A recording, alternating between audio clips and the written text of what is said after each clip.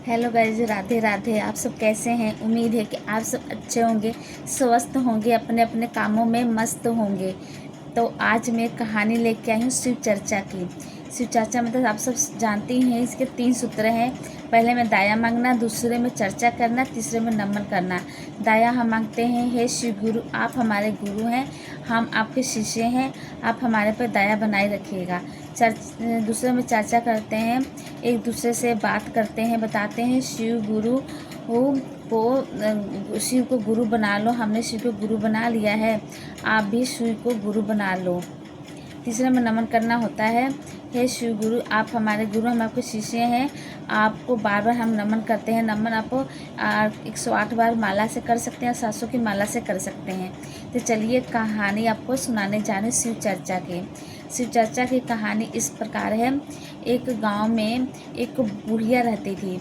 वो तो थी बहुत ही भगवान की भक्ति, शिव चर्चा करती रहती थी और शिव को गुरु मानती थी और हमेशा शिव का ही नाम जपती रहती थी, नमः शिवाय का जाप करती रहती थी। और इस तरह उसका दिन बीतता रहता था। लेकिन एक उसमें कमी थी कि वो कभी किसी को दान नहीं देती थी। वो जब भी उसके द्वार पर कोई आता था उसको वो भगा देती थी या टाल देती थी, बाद में देंगे, बाद में देंगे, ऐसे बोलती रहती थी। ऐसे दिन बीतता गया तो बहुत सारे उसके द्वार पे आए मांगने वाले, तो इसका किसी को कुछ नहीं देती थी। पर और ऐसा दिन बीतता गया तो फिर उसका चर्चा बहुत गांव में फैल चुका कि बुढ़िया है कि बहुत कंजूस है और किसी को दान नहीं देती है। तो ऐसी चर्चा उसके शिवलोक में पहुंच गया कि बुढ़िया है वो दान नहीं देती है लेकिन शिव का जाप करती है। शिव जी बोले, हाँ वो तो बुढ़िया मेरी बहुत भक्तन है, वो तो हमेशा मेरी पूजा करती रहती है, उससे तो मैं हमेशा खुश रहता हूँ उसकी पूजा से। तो इस तरह शिव जी बोले, मैं जा रहा हूँ उसकी परीक्षा लेने। तो शिव जी एक साधु का भेष कर बना के आए धरती पे और उसके घर के पास भिक्षा मांगने। लेकिन बुढ़िया थी, बोले देखी कि शिव कोई आया है भिक्षा मांगने, उसने टाल मटोल कर दिया कि अभी नहीं, बाद में दूंगी भिक्षा, तो अभी जाओ। तो शिव थे वो चले गए। फिर उसके बाद फिर आए शिव गुरु भिक्षा मांगने कि भैया अब दे देगी भिक्षा, लेकिन वो नहीं दी। फिर बोलने लगी, अभी तो मैं दोपहर का समय है, शाम को दे दूँगी। तो फिर इस तरह सुबह भी नहीं दी और दोपहर में भी नहीं दी, बोली शाम को दे दूँगी।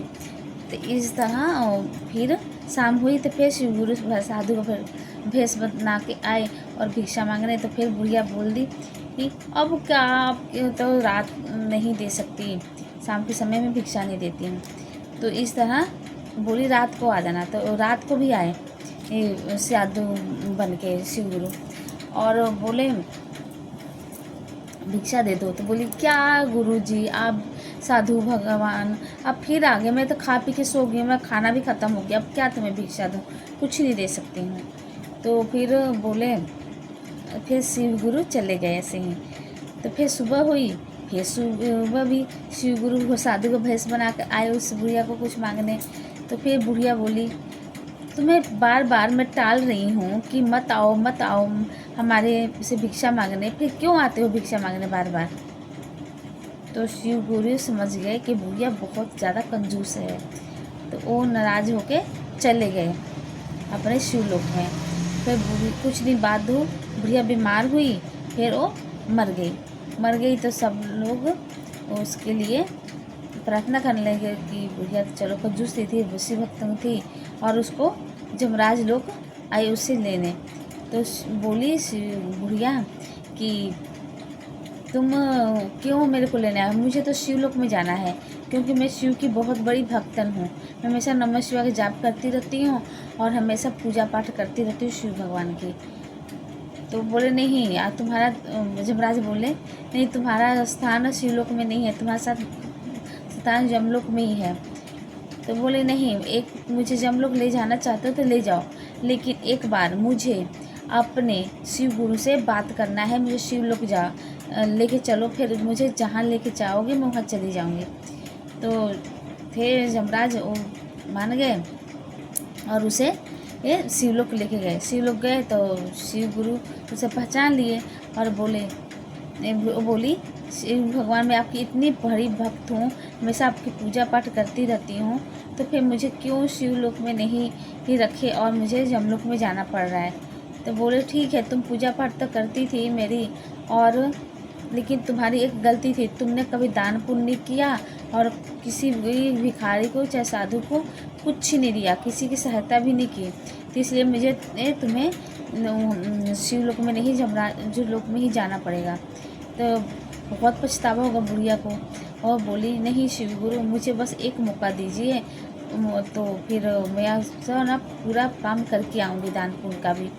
तो शिव गुरु बहुत दयालु थे, उन्होंने बोला ठीक है, तुम्हें 1 सप्ताह का समय दिया जा रहा है, अगर तुम अपने काम में सफल हुई तो तुम्हें शिवलोक में रखा जाएगा, अगर नहीं हुई तो फिर तुम्हें यमलोक जाना पड़ेगा। इस तरह बुढ़िया अपन काम कर धरती पे आई, और आई तो सबसे पहले दान पुण्य करने लग गई, शिव चर्चा कराई और बहुत सारे लोगों को दान दी और भूखों को खाना खिलाई, कितने भंडारे कराए, बहुत सारे दान दिए। ऐसे करते करते उसने अपने धन दौलत सब दान में ही निछावर कर दिया। फिर 7वें दिन आया तो बुढ़िया गाँव मर गई। तो फिर शिवलोक गई, तो फिर शिव बोले इस बार तुमने बहुत दान पुण्य किया है, इस बार तो तुम्हें रखना ही पड़ेगा शिवलोक में, क्योंकि दान पुण्य से तुम्हारा शरीर और आत्मा दोनों ही स्वस्थ हो गया है, और तुम्हारा मन हमेशा शिवलोक में ही लगा रहता था, और तुमने अपने आत्मा को भी दान पुण्य करके स्वस्थ कर लिया है, निर्मल कर लिया है। मतलब इस तरह वो बुढ़िया अब शिवलोक में ही रहने लग गई। तो इस तरह हमें ज़िंदगी में भगवान का नाम जाप करते समय और करते करते भगवान और गरीबों की सहायता भी करनी चाहिए, और दान पुण्य भी जरूर करना चाहिए। ये कहानी शिव गुरु की कहानी थी, और ये इस तरह जो शिव गुरु हैं बहुत दयालु हैं और वो सबकी सहायता करते हैं। तो आपको कहानी कैसी लगी? अगर अच्छी लगी होगी तो आप लाइक कमेंट शेयर जरूर कीजिएगा, और चैनल को सब्सक्राइब कीजिएगा, और आगे भी ऐसे ही कहानी हम लेके आएंगे और आपको मनोरंजन कराएंगे। तो शिव गुरु तो बहुत दयालु है, अगर आपने शिव को गुरु नहीं बनाया है तो शिव को गुरु जरूर बना लीजिएगा, और शिव से बढ़कर कुछ भी नहीं है। शिव को गुरु बनाएंगे तो खुद ही आपकी ज़िंदगी में ये पूरा बदलाव होने लग जाएगा, और लगेगा कि हमारा खुद ही बिगड़े हुए काम बनने लग गए हैं, और हमारा मन भी एकत्रित हो जाता है। इसलिए शिव को गुरु बनाना बहुत ज़रूरी है। शिव बहुत दयालु हैं, वो हर एक काम हमारे पे दया बनाते हैं, हर एक काम में मदद करते हैं, और हमारा मन एकदम स्थिर रहता है, इधर भटकता भी नहीं है। और हमारा शिव गुरु को जब कोई मिले तो उनके बारे में गुणगान करना चाहिए कि है बहन, हमने शिव को गुरु बना लिया है, आप भी शिव को गुरु बना लीजिए। शिव को गुरु बनाने से हमारी ज़िंदगी में बहुत ही बदलाव आता है, और हमारे रुके हुए काम भी पूरे होने लग जाते हैं, और हमारी ज़िंदगी सफल हो जाती है। तो शिव बहुत ही दयालु है, और चर्चा करना है और दया मांगना है। दया आप कभी भी मांग सकते हैं, हाथ पे लाके झोली पे लाकर, हे शिव गुरु आप हमारे गुरु हैं, हम आपके शिष्य हैं, आप हमारे पे दया बनाए रखिएगा। अब दया मांगने कोई समय नहीं है, आप सुबह उठ कर भी मांग सकते हैं, शाम को भी मांग सकते हैं, दोपहर भी मांग सकते हैं, जब भी आपका मन करे आप दया मांग सकते हैं। इसमें कोई भी नहीं है कि इस समय नहीं मांगना है, जब भी आपको मन करे तब भी शिव को गुरु मानकर दया मांग सकते हैं। शिव गुरु आप हमारे दया हैं, आप हमारे गुरु हैं, हम आपके शिष्य हैं, आप हमारे पे दया बनाए रखिएगा। चर्चा इस तरह करना है, कोई भी रास्ते में मिले, चाहे घर में कोई भी मिले, तो आपने बस यही कहना है कि आपने शिव को गुरु बनाया है, तो बोलेंगे हाँ हमने शिव को गुरु बनाया है, और उसने शिव को गुरु बनाया होगा तो ठीक है, नहीं बनाएगा तो आप कहिएगा। अब शिव को गुरु बना लीजिए, शिव बहुत दयालु हैं, वो गुरु बनाने से हमारे ज़िंदगी में बहुत बदलाव आता है। और नमन तो आप जानती हैं, नमन आप शिव को प्रणाम करना है, 108 बार माला से करिए, नाते 700 की माला से करिए। जब भी मन करे आप मने मन कहिए, हे शिव गुरु आप हमारे गुरु हैं, हम आपके शिष्य हैं, आपको बार बार नमन करते हैं, आप हमारे पे दया बनाए रखिएगा और हमारी ज़िंदगी को सफल कीजिएगा।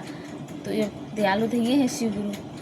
तो आपको जब मर्जी आप शिव को से दया मांग सकते हैं और नमन कर सकते हैं। और चर्चा तो आप जब मर्जी कर सकते हैं, जो भी मिले उनको बताना है शिव गुरु की महिमा और उनको गुरु बनाने का रास्ता। तो आपको कहानी कैसी लगी? अगर कहानी अच्छी लगी होगी तो आप वीडियो को लाइक कमेंट शेयर कीजिएगा और चैनल को सब्सक्राइब कीजिएगा। इस तरह मैं और भी अच्छी अच्छी कहानी लेके आऊँगी और आपका मनोरंजन करूँगी। तो कहानी हमारी ज़िंदगी का बहुत बड़ा हिस्सा होता है। इससे हमारी ज़िंदगी में बहुत बदलाव होता है और हमारी ज़िंदगी में बहुत सारे सीखने को मिलता भी है, क्योंकि कहानी एक ज़रिया होता है जिससे हम कुछ नया सीख सकते हैं या समझते हैं दूसरे की ज़िंदगी में ऐसा हुआ है तो हमारी ज़िंदगी में भी ऐसा हो सकता है। तो ज़िंदगी में कहानी का बहुत महत्व है। तो कहानी को आप सुनिए, एंजॉय कीजिए और जो अच्छी बातें होती हैं उनको आप अपने में इस्तेमाल कीजिए और हमें और भी ज़िंदगी को अच्छा बनाने के लिए इससे भी और अच्छी अच्छी कहानी ही सुनना और पढ़ना चाहिए और शिव को अपना गुरु बनाना ही चाहिए। और आप सब कमेंट में लिखिएगा कि आप सबने किसने शिव को गुरु बनाया है। और ऐसे ही कहानी को विराम लेते हैं। हर हर महादेव। शिव गुरु सब पर कृपा बनाए रखिएगा, दया बनाए रखिएगा। तो राधे राधे, जय श्री कृष्ण।